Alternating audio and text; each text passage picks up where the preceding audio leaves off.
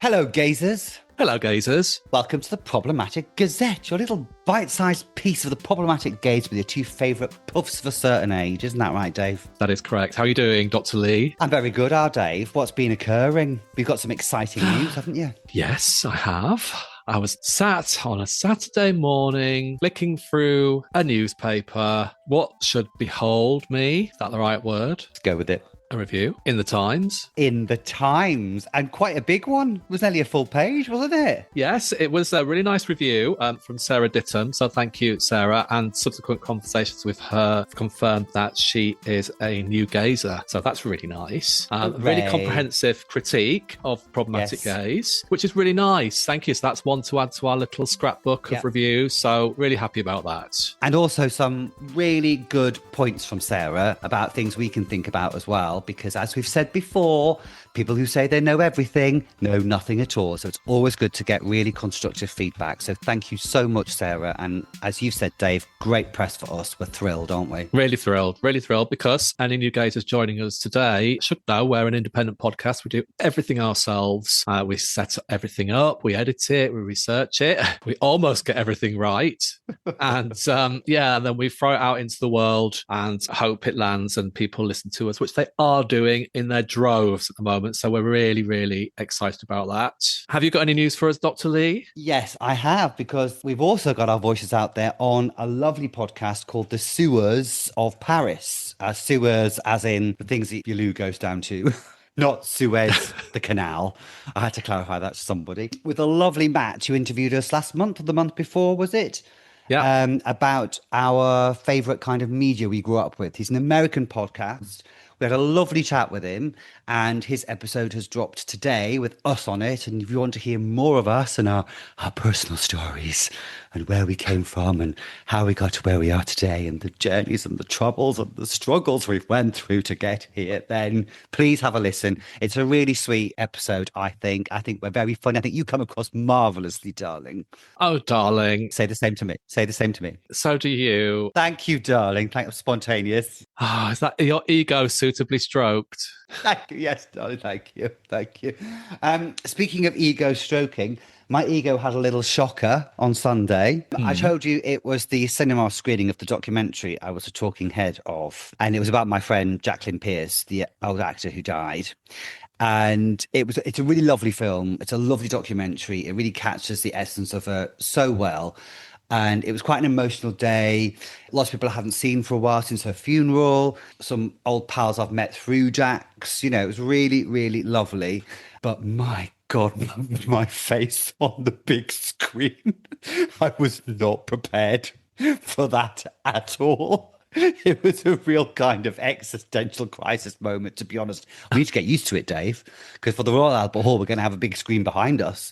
But yeah, I was not prepared for that. It was a shocker. My massive head, the size of a mini metro. Your head isn't that big in real life, you know. I know, thank God. Have you ever seen yourself on a big screen? No, not a big cinema screen, no. Yeah, it's such a weird... And to hear your voice come out in like cinema scope sound, it was so weird. And it was something I'd always dreamed of, you know, always wanted to be on the big screen or on the telly. To actually get it, it was a bit of a shocker. I can't lie. It was like a real, oh my God. So where can people find that documentary? They have to buy the Blake 7 Blu-ray. Yes, people still buy Blu-rays, everybody. Blake 7 Season 2 Blu-ray, which I think is coming out in December, I think it is. Also, quite a double chin it looked like I had. Let me tell you. Yeah, and you know, clearly I haven't got a double chin, but... Did they shoot you from below? No, it was quite insistent. I was quite insistent on like a 70-degree angle above, please, thank you. Don't they say the camera adds £5 to you? Is that right? Mm-hmm. Yeah, next time we do an interview like that, just take Vaseline with you to smear across the lens and demand lighting a la Marlene Dietrich, where it just softens everything. Talking about studio lighting, I've just been setting up our studio at PG Manor for a very special episode that we're recording tomorrow to come out in a couple of weeks' time. Can't tell you anything else. Our lips are sealed, but look out for some special guests to the podcast. Yes. We have 4 microphones instead of 2. That is double the headache for me. I struggle with just with the one microphone setup, don't I you? I've got know. You're 4. I've very got bloody good, microphones though. coming out my bloody ears now. You're very good at it. As long as I remember to press record. Yes. Yeah. Let's not do that again. Do you have something else you want to talk about? I believe you want to mention the alien thing. I've gone through a little, not existential crisis, but a moment of ponderance. I've been watching Alien Earth. Not sure if any of our gazers have watched it. I'm a huge fan of the Alien movies. So this is an 8-part series which asks the question, what would happen if the aliens from the movie were in a spaceship that crash landed on Earth? So you've got all that kind of shenanigan going on. It's kind of like a sci-fi action horror series. All the aliens escape and it's pandemonium. So you've got all the special effects, etc., which is brilliant. But also running alongside it, there are themes of, I'm not sure if I'm using the correct terminology here, but androids. And these particular new set of androids are children who have faced life-ending illness. So what they've done is they've transferred these children's consciousness into an android. So effectively, their minds live on. Right. As their human bodies waste away, they get transferred. So I was thinking, this is obviously a sci-fi program, but this is something that could quite clearly happen in the future. And it means that people who are getting old and their bodies are deteriorating, rather than dying as such, their consciousness lives on. You could theoretically live forever. So if that was a scenario, I was wondering, would I do it? But more interestingly, would our gazers do it? And would you do it, Dr. Lee? I don't know. Okay, if everyone was doing it, so it meant that everyone stayed alive with you, then possibly. Because if you're the only one that does it and all your pals die, that's going to be a bit depressing. Does your own consciousness deteriorate as you get older? Or does it have a natural kind of aging process, or does it just remain? I think it remains. I mean, this is a hypothetical situation, so I don't know. Yeah, it's not real. But also, what is really interesting is the fact that the corporation who made the android, who your brain, your mind lives on in, they own it. And they can access what you're seeing, what you're doing. If you wanted to transfer over to a different body with a different company, well, they would essentially own you. And also, in this world on Alien Earth, there are no governments anymore. The 5 continents are basically ruled by conglomerates. So one continent is run by, for example, Apple. The other one's run by Amazon, because the theory is that normal style of government doesn't work anymore, and the corporations have got so powerful that they run the earth. Well, science fiction has always been used as a mirror to which our society is, where it's at or where it's going. So now you've mentioned the conglomerate bit. No, I wouldn't want to do it. Thank you.